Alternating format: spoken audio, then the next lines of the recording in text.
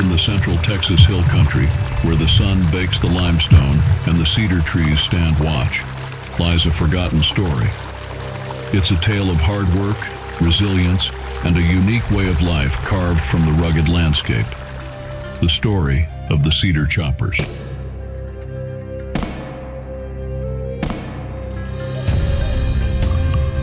Our journey begins in the mid-19th century, with the echoes of Scottish and Irish bagpipes carried across the Appalachian Mountains. Driven by a yearning for freedom and a new start, these families, weathered by hardship, settled in the untamed Texas wilderness.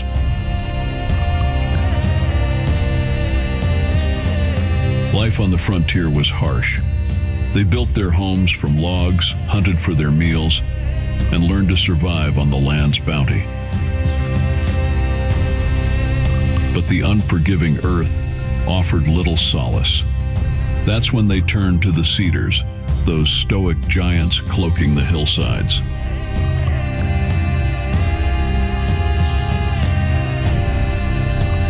With axes honed sharp and muscles hardened by years of toil, the Cedar Choppers became masters of their craft.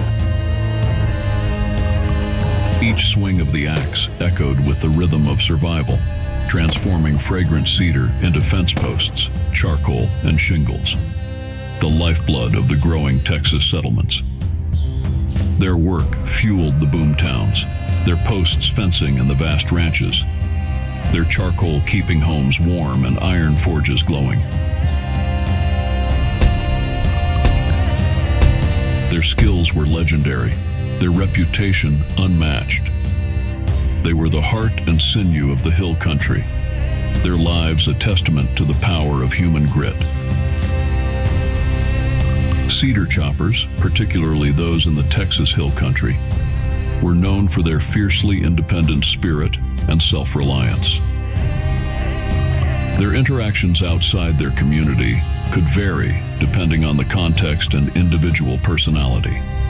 Some appeared reserved and wary, preferring to keep to themselves. Others, particularly at local markets or saloons, could be more boisterous and engage in lively storytelling or even arguments.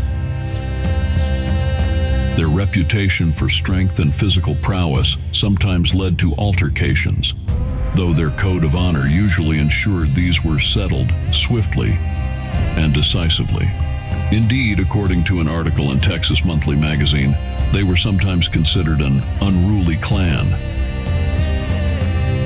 Popular portrayals often depict Cedar Choppers as rough and uncouth, clashing with more civilized townsfolk. While some truth might exist in their direct communication style and rough appearance, their interactions were rarely malicious. They might appear suspicious of outsiders, but could be fiercely loyal to those they befriended. Their bartering skills were sharp, and they didn't hesitate to negotiate for a fair price.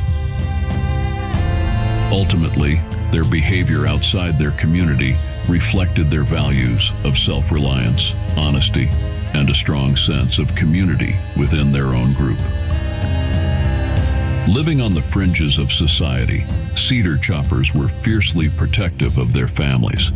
They formed tight-knit communities, bound by shared hardships and a deep loyalty. Any threat, real or perceived, was met with a united front. They instilled in their children the importance of respect for elders, tradition, and the land that sustained them. Their families, though small, were their havens, sources of strength and solace in a world that often seemed unforgiving. But the cedar forests weren't just a source of income. They were their playground, their church, their community. Under the whispering leaves, stories were spun, songs were sung, and families thrived. The Cedar Choppers were not just woodsmen. They were a people bound by the land, their traditions etched in the bark of the cedars. Time, however, has a way of changing the landscape. The 20th century arrived with the roar of mechanized saws and the promise of progress. The demand for cedar waned, replaced by cheaper, faster methods. The forests dwindled, the echoes of axes faded, and the way of life the Cedar Choppers knew began to slip away. Today, the whispers of their story linger in the wind, rustling through the remaining cedars. Their cabins stand as silent sentinels, their tools gathering dust in forgotten barns. The Cedar Choppers may be gone, but their legacy lives on in the fences that line the roads, the charcoal that once fueled the fires, and the spirit of resilience that echoes through the hill country. This is the story of the Cedar Choppers, a testament to the power of human ingenuity, the rhythm of hard work, and the indelible mark a people can leave on the land they call home. Remember them when you see a cedar fence, feel the warmth of a charcoal fire, or hear the wind whispering through the trees. For their story is a reminder that even in the face of change, the echoes of the past can still resonate, reminding us of who we are and where we came from.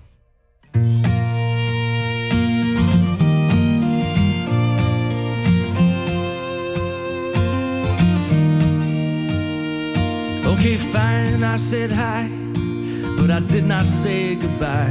What do you want? That's my style. Don't be mad, I'll be sad. I get drunk so quick it's bad. I'm flattered you missed me, but thanks for the whiskey.